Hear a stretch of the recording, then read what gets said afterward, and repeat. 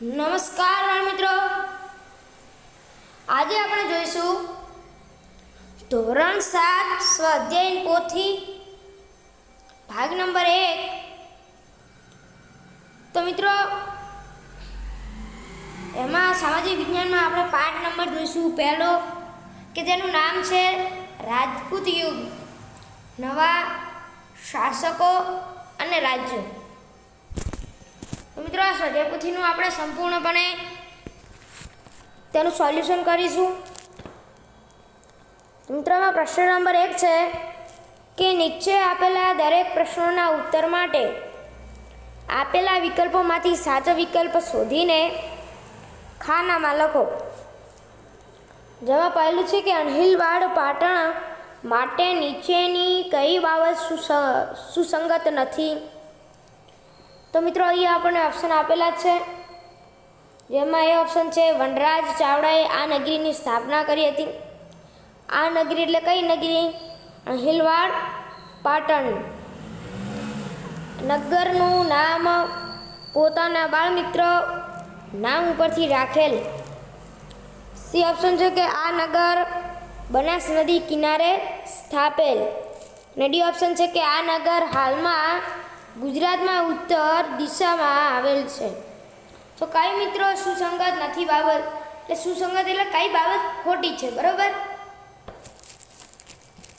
તો મિત્રો વનરાજ ચાવડા જે આ નગરીની સ્થાપના કરી હતી, તો મિત્રો આ વાક્ય કેવું થાય? હવે કે નગરનું નામ પોતાના બાળમિત્રના નામ ઉપરથી રાખેલ છે। જે આ વનરાજ ચાવડાએ જે અણહિલવાડ પાટણની જે સ્થાપના કરી તેનું નામ એક તેમના બાળ મિત્રના નામ ઉપરથી રાખેલ છે। તો આ વાક્ય પણ કેવું થશે? સાચું। આ નગર હાલમાં ગુજરાતમાં ઉત્તર દિશાએ આવેલ છે, તો આ વાક્ય પણ સાચું। તો સુસંગત કઈ બાબત નથી? તો કે સી, કે આ નગર બનાસ નદીના કિનારે આવે છે, એટલે કે સ્થપાયેલ છે। તો આ મિત્રો જે વાક્ય છે સુસંગત નથી, એટલે કે યોગ્ય નથી। ત્યારબાદ બીજું કે નીચે પૈકી કોણ સોલંકી વંશના શાસક નથી? એ છે ભીમદેવ, બી છે કુમારપાળ, સી છે મૂળરાજ અને ડી છે વનરાજ। તો મિત્રો એમાં સાચો જવાબ આવશે ઓપ્શન ડી વનરાજ। તો કે નીચેના પૈકી સોલંકી વંશના શાસક એ વનરાજ નથી। ત્યારબાદ ત્રીજું કે નીચે પૈકી કઈ બાબત વાઘેલા શાસકો માટે સુસંગત નથી? આગળના જેવો પ્રશ્ન છે, જેમાં એ ઓપ્શન છે કે વાઘેલાઓ સોલંકીના વફાદાર સરદાર હતા। બી ઓપ્શન છે કે વાઘેલા વંશ પછી ગુજરાતમાં સોલંકી વંશનું શાસન આવ્યું। સી ઓપ્શન છે કે વાઘેલા મૂળ ચાલુક્ય જાતિના હતા। અને ડી ઓપ્શન છે કે વાઘેલા વંશના છેલ્લા શાસક કર્ણદેવ હતા। તો મિત્રો આમાં જે સાચો જવાબ આવશે ઓપ્શન બી, કે વાઘેલા વંશ પછી ગુજરાતમાં સોલંકી વંશનું શાસન એ આવ્યું। એ મિત્રો જે વાક્ય છે એ સુસંગત નથી। ત્યારબાદ મિત્રો જોઈએ ચોથું, કે ચાર વંશ ભારતમાં કઈ દિશામાં શાસક કરતો હતો? તો એ ઓપ્શન છે ઉત્તર ભારત, બી છે દક્ષિણ ભારત, ત્યારબાદ સી ઓપ્શન છે કે પૂર્વ ભારત, અને ડી ઓપ્શન છે કે પશ્ચિમ ભારત। તો મિત્રો એમાં સાચો જવાબ આવશે ઓપ્શન બી દક્ષિણ ભારત। તો કે ચાર વંશ ભારતમાં દક્ષિણ ભારત દિશામાં શાસન કરતો હતો। ત્યારબાદ પાંચમું છે કે નીચે પૈકી કઈ બાબત ચૌહાણ વંશના શાસકો માટે સુસંગત નથી? એ ઓપ્શન છે આ વંશનો સ્થાપક સામેશ્વર ચૌહાણ હતો। બી ઓપ્શન છે કે તેઓ સૌપ્રથમ રાજસ્થાનમાં સાંભર સરોવર નજીક શાસન કરતા। સી છે કે આ વંશના પૃથ્વીરાજ ત્રીજો ઇતિહાસમાં અદ્વિતીય સ્થાન ધરાવતો હતો। ત્યારબાદ ડી ઓપ્શન છે કે ચૌહાણ વંશ બાદ દિલ્હી પર મુસ્લિમ સત્તાનો ઉદય થયો। તો મિત્રો આમાં સાચો જવાબ આવશે ઓપ્શન એ, કે આ વંશનો સ્થાપક એ સામેશ્વર ચૌહાણ હતો। એ વાક્ય સુસંગત નથી, એટલે કે સાચી નથી। ત્યારબાદ પ્રશ્ન નંબર 2 કે યોગ્ય શબ્દો વડે નીચેના પ્રશ્નોની ખાલી જગ્યા પૂરો. પહેલું છે કે નર્મદા ભારતમાં ખાલી જગ્યા નદીની દિશા દક્ષિણમાં આવેલા રાજ્યોને દક્ષિણના રાજ્યો કહેવામાં આવે છે. તો ખાલી જગ્યામાં જવાબ આવશે નર્મદા. તો કે ભારતમાં નર્મદા નદીની દક્ષિણમાં આવેલા રાજ્યોને દક્ષિણના રાજ્ય કહેવામાં આવે છે. ત્યારબાદ બીજું છે કે ચાલુક્ય વંશની પડતી થઈ ત્યાર પછી ખાલી જગ્યા વંશની સત્તાનો ઉદય થયો. તો ખાલી જગ્યામાં જવાબ આવશે રાષ્ટ્રકૂટ. તો કે ચાલુક્ય વંશની પડતી થઈ ત્યાર પછી રાષ્ટ્રકૂટ વંશની સત્તાનો ઉદય થયો.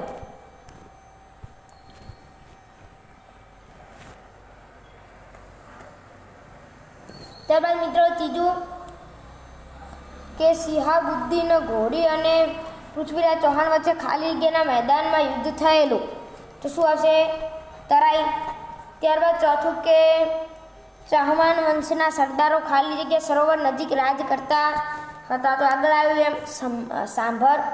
ત્યારબાદ પાંચમું કે સિદ્ધરાજ જયસિંહના માતાનું નામ ખાલી જગ્યા હતું. તો મિનળ દેવી. પ્રશ્ન નંબર 3 કે નીચેના વિધાનો સાચા છે કે ખોટા તે જણાવો. પહેલું છે કે રાજપૂતો ગૌ બ્રાહ્મણ પ્રતિપાલક હતા. એમાં જવાબ આવશે ખરું. ત્યારબાદ બીજું કે ગઢવાલ રાજ્યના સ્થાપક યમોવર્મન હતા. યશોવર્મન. તો એમાં જવાબ આવશે ખોટું. ત્યારબાદ ત્રીજું કે સાંભર સરોવર નજીક ભોપાલ નામનું નગર વસેલું હતું. એમાં જવાબ આવશે ખોટું. ત્યારબાદ ચોથું કે બંગાળમાં પાલ વંશનું શાસન હતું. તેમાં જવાબ આવશે સાચું. ત્યારબાદ પાંચમું કે કૃષ્ણા અને કાવેરી નદીઓ વચ્ચેના ભૂમિ પ્રદેશ ઉપર વરંગલ રાજ્ય હતું. તો એ જવાબ આવશે સાચું. ત્યારબાદ મિત્રો પ્રશ્ન નંબર 4 છે કે બંધ બેસતા જોડકા રચો. જેમાં પહેલું છે કૃષ્ણરાજ.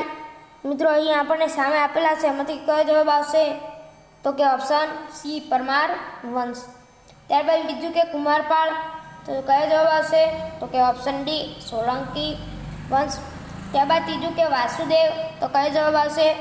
તો કે ઓપ્શન ઈ કે પલ્લવ વંશ. ત્યારબાદ ચોથું કે સારંગદેવ. તો કયો જવાબ આવશે? ઓપ્શન બી વાઘેલા વંશ. ત્યારબાદ પાંચમું કે રાજેન્દ્ર પ્રથમ. તો એમાં કયો જવાબ આવશે? એફ ચોલ વંશ. ત્યારબાદ મિત્રો પ્રશ્ન નંબર 5 છે કે મને ઓળખો. એમાં પહેલું છે કે હું વાઘેલા વંશનો છેલ્લો શાસક છું. તો વાઘેલા વંશનો છેલ્લો શાસક કોણ હતો? તો જવાબ આવશે કર્ણદેવ. બીજું કે મેં વાતાપીને રાજધાની બનાવીને અલગ સ્વતંત્ર રાજ્ય સ્થાપ્યું હતું. તો જવાબ આવશે પુલકેશી પ્રથમ. ત્યારબાદ ત્રીજું કે હું રાષ્ટ્રકૂટ વંશના શાસકોમાં સૌથી વધુ શક્તિશાળી શાસક હતો. તેમાં જવાબ આવશે ગોવિંદ ત્રીજો. ત્યારબાદ ચોથું કે તરાઈના મેદાનમાં પ્રથમ લડાઈમાં પૃથ્વીરાજ ચૌહાણના હાથે મારી હાર થઈ. તો કોણ હશે? શાહબુદ્દીન ઘોરી. ત્યારબાદ મિત્રો પાંચમું કે મેં પાટણમાં વિશ્વ પ્રસિદ્ધ વાવ બનાવી હતી. તો ઉદયમતી. ત્યારબાદ છઠ્ઠું કે મેં આચાર્ય હેમચંદ્રાચાર્યની પ્રેરણાથી રાજ્યમાં જુગારની રમત પશુવધ ઉપર પ્રતિબંધ મૂક્યો હતો. તેમાં જવાબ આવશે કુમારપાળ. ત્યારબાદ મિત્રો પ્રશ્ન નંબર 6 છે કે નીચે આપેલા વિધાનોમાંથી ખોટા શબ્દ ચેકો. જેમાં પહેલું છે કે આપણે પહેલાં વાક્ય વાંચીએ પછી જવાબ એનો ચેક મારવાનો હોય તે જોઈએ. જેમાં પહેલું છે કે ગુજરાતના સોલંકી રાજા સિદ્ધરાજ જયસિંહની રાજકુમારીના લગ્ન ચૌહાણ વંશના શું છે સોમેશ્વર અને અર્ણોરાજ સાથે થયેલા. તો એમાં કયો શબ્દ ચેકવાનો થાય છે? તો કે સામેશ્વર. ત્યારબાદ બીજું કે પોતાના બાળમિત્ર અણહિલ ભરવાડના નામ પરથી વનરાજ ચાવડા અને છે સિદ્ધરાજ જયસિંહે નવીન નગરનું નામ અણહિલવાડ પાટણ રાખેલું. તો કયો શબ્દ ચેકવાનો થાય છે? સિદ્ધરાજ જયસિંહ. ત્યારબાદ ત્રીજું કે દક્ષિણમાં ચાલુક્ય વંશની પડતી થઈ ત્યારે રાષ્ટ્રકૂટ અને ચોલ વંશની સત્તાનો ઉદય થયો. જવાબ કયો આવશે? તો કે ચોલ. એ શબ્દ ચેકવાનો છે. ત્યારબાદ ચોથું કે અયન અને શેતુંગવન ચાર વંશના શાસકોમાં સર્વશ્રેષ્ઠ શાસક હતો. તો મિત્રો આમાં કયો શબ્દ ચેકવાનો છે? તો કે અયન. ત્યારબાદ પાંચમું કે ગુજરાતનું પ્રાચીન બંદર ભૃગુત કચ્છ એટલે કે હાલનું ખંભાત અને ભરૂચ શહેર. કયું ચેકવાનું છે? તો કે ભરૂચ. એક વખત મિત્રો આપણે જોઈએ જવાબવાળો વાક્ય ફરીથી કે ગુજરાતના સોલંકી રાજા સિદ્ધરાજ જયસિંહની રાજકુમારીના લગ્ન ચૌહાણ વંશના આર્યોરાજ સાથે થયેલા. બીજું છે કે પોતાના બાળમિત્ર અણહિલ ભરવાડના નામ ઉપરથી વનરાજ ચાવડાએ નવીન નગરનું નામ અણહિલવાડ પાટણ રાખેલું. ત્રીજું દક્ષિણમાં ચાલુક્ય વંશની પડતી થઈ ત્યારે રાષ્ટ્રકૂટ વંશની સત્તાનો ઉદય થયો.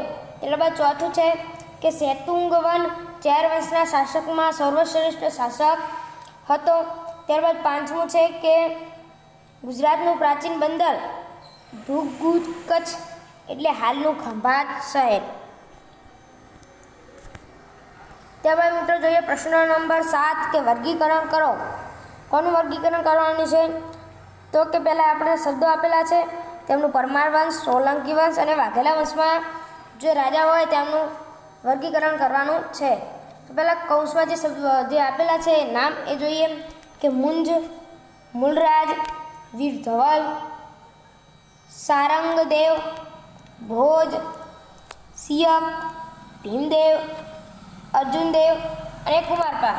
આવા મિત્રો જે નામ આપેલા છે રાજાઓના તેમને સોલંકી વંશ, પરમાર વંશ, સોલંકી વંશ અને વાઘેલા વંશમાં જે વિભાજિત કરવાના છે. કયા પરમાર વંશ, વાઘેલા વંશના અંદર તેમને વિભાજિત કરવાના છે.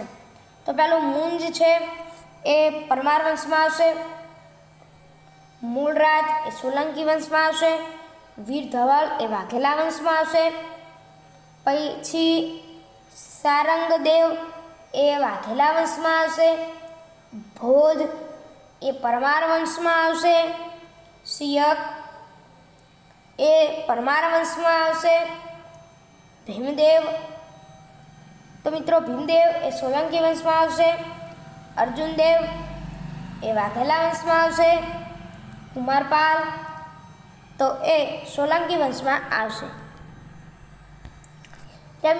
ત્યારબાદ મિત્રો જોઈએ પ્રશ્ન નંબર 8 કે નીચેના પ્રશ્નના ઉત્તર 1-2 વાક્યમાં લખો.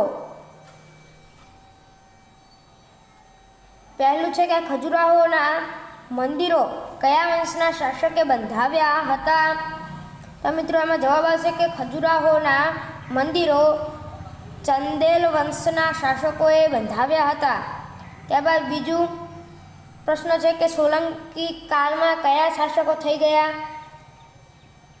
તો મિત્રો એમાં જવાબ આવશે કે સોલંકી કાળમાં મૂળરાજ ભીમદેવ પ્રથમ, સિદ્ધરાજ જયસિંહ, કુમારપાળ, ભીમદેવ બીજો વગેરે શાસકો થઈ ગયા.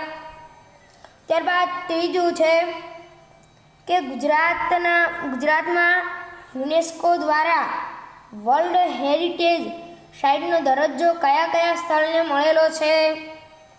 તો મિત્રો એમાં જવાબ આવશે કે ગુજરાતમાં યુનેસ્કો દ્વારા વર્લ્ડ હેરિટેજ સાઇટનો જે દરજ્જો એ ચંપાનેરનો કિલ્લો, રાણકી વાવ અને ધોળાવીરાને મળેલો છે. આટલા સ્થળોને જે વર્લ્ડ હેરિટેજ સાઇટનો દરજ્જો મળેલો છે. ત્યારબાદ ચોથો પ્રશ્ન કે હેમચંદ્રાચાર્યને કયા ગ્રંથની રચના કરી હતી? કે હેમચંદ્રાચાર્યજીએ કયા ગ્રંથની રચના કરી હતી? તો મિત્રો એમાં જવાબ આવશે કે હેમચંદ્રાચાર્યજીએ વ્યાકરણના મહાન ગ્રંથ સિદ્ધહેમ શબ્દનું શાસન નામના ગ્રંથની રચના કરી હતી. કયા ગ્રંથની? તો વ્યાકરણના મહાન ગ્રંથ સિદ્ધહેમ શબ્દનું શાસન, આનું જે ગ્રંથની રચના હેમચંદ્રાચાર્યજીએ કરી હતી.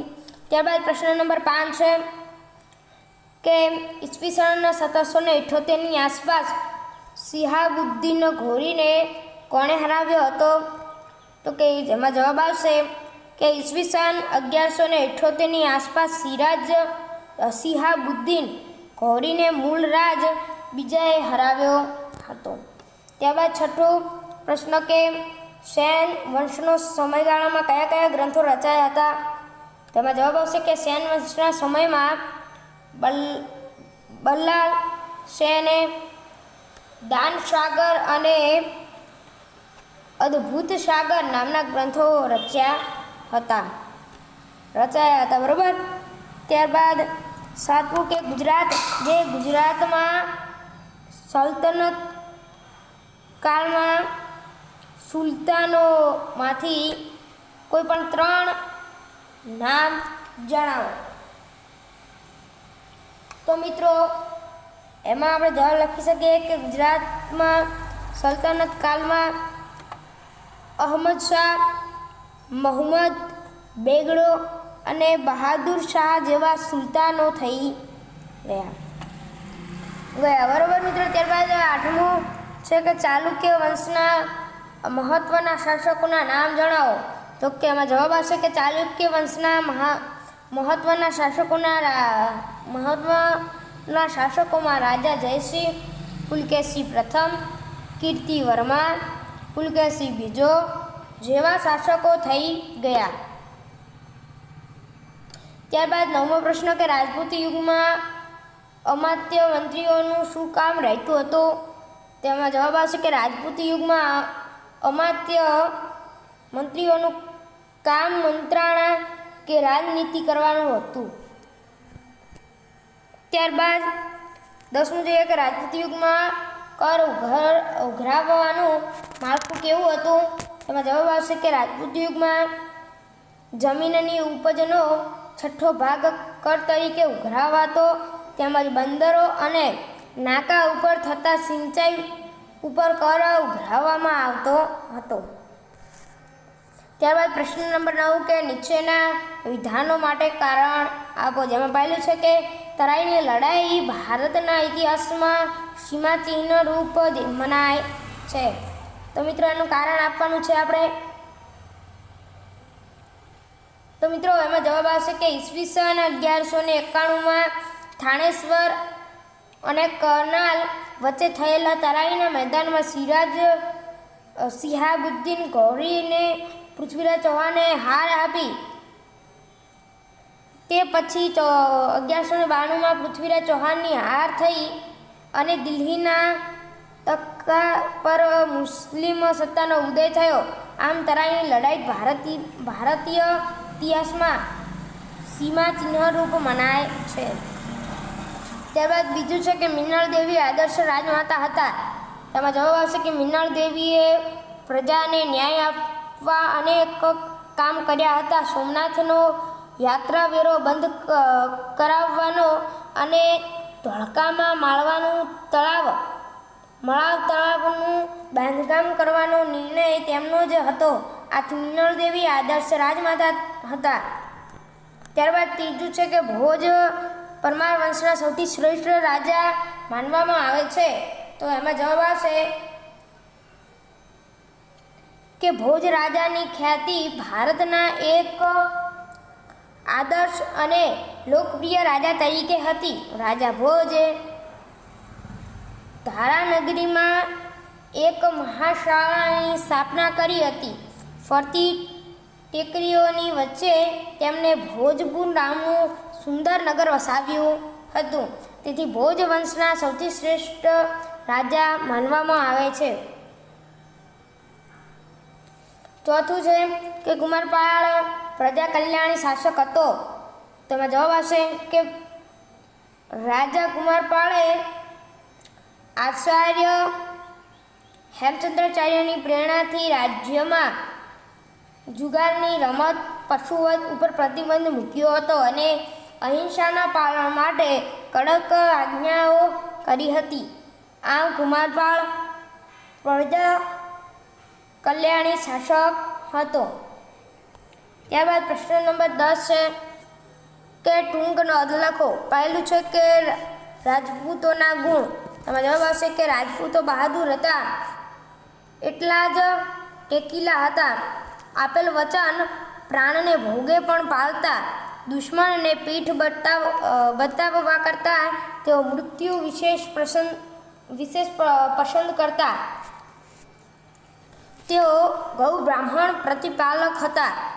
શરણે આવેલાનું તેઓ કોઈ પણ ભોગે રક્ષણ કરતા.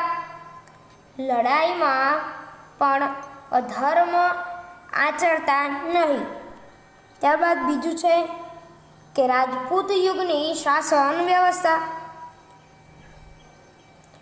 તો એનો જવાબ આવશે કે રાજપૂત યુગમાં રાજાનું પદ વંશ પરંપરાગત હતું. રાજા જ્યેષ્ઠ પુત્ર રાજા બને તેવું ન હતું. રાજા પોતાના પુત્રોમાંથી ઉત્તરાધિકારી તરીકે કોઈ એક પુત્રને બનાવતા. આ સમયે મંત્રીઓના 2 પ્રકાર હતા. પહેલું અમાત્ય, બીજું સચિવો. અમાત્યનું કાર્ય મંત્રણા કે રાજનીતિ કરવાનું હતું, જ્યારે સચિવોનું કાર્ય લડાઈ થતાં સુલેહનું હતું. દરેક પ્રકારની નીતિઓમાં અંતિમ નિર્ણય રાજા કરતો હતો. આ સમયે શાસનના અમલદારોમાં મહાપ્રતિહાર અને દંડનાયક જેવા હોદ્દાઓ અમલમાં હતા. ત્યારબાદ મિત્રો પ્રશ્ન નંબર 11 કે માગ્યા મુજબ પ્રવૃત્તિ કરો. કે તમારા ગામ કે શહેરની આસપાસ જૂના સમયના સ્થાપત્યની માહિતી મેળવી અને તેના વિશે નોંધ તૈયાર કરો.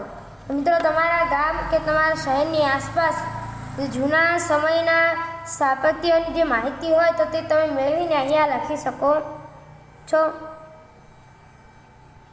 તેમાં મિત્રો પ્રશ્ન નંબર 12 કે વર્ગના 2 મિત્રોની જોડી બનાવી નીચેના શબ્દ ચોરસમાંથી રાજપૂત શાસકોના નામ શોધો. તો એમાં મિત્રો કયા કયા રાજાઓ છે તમે અંદર અહીંયા નામ છે, તમે અંદર જે પુસ્તકમાંથી ટીક કરી દો. પહેલું છે તો મિત્રો પહેલું છે કે રાંખેગાર, બીજું છે ભીમદેવ, ત્રીજું છે પુલકેશી પ્રથમ, ચોથો સિદ્ધરાજ જયસિંહ, પાંચમું પૃથ્વીરાજ, છઠ્ઠું ગોપાલ, સાતમું વીર ધવલ, આઠમું વિસળદેવ, નવમું કુમારપાળ, 10મું અજયરાજ. બરાબર મિત્રો, તો આ છે જે શાસકોના નામ, રાજપૂત શાસકોના નામ છે. તો મિત્રો આવા ને આવા અનેક વિડીયો જોવા માટે, એજ્યુકેશન લગતી અમારા વિડીયો જોવા માટે અમારી આ PS પ્રજાપતિ યુટ્યુબ ચેનલને લાઈક કરો, શેર કરો અને સબસ્ક્રાઈબ કરવાનું ભૂલતા જ નહીં. અને હા, નીચે આપેલ બેલ આઇકન દબાવવાનું પણ ભૂલતા જ નહીં. આવા અનેક વિડીયો જોવા માટે અમારી PS પ્રજાપતિ યુટ્યુબ ચેનલ પર ક્લિક કરો.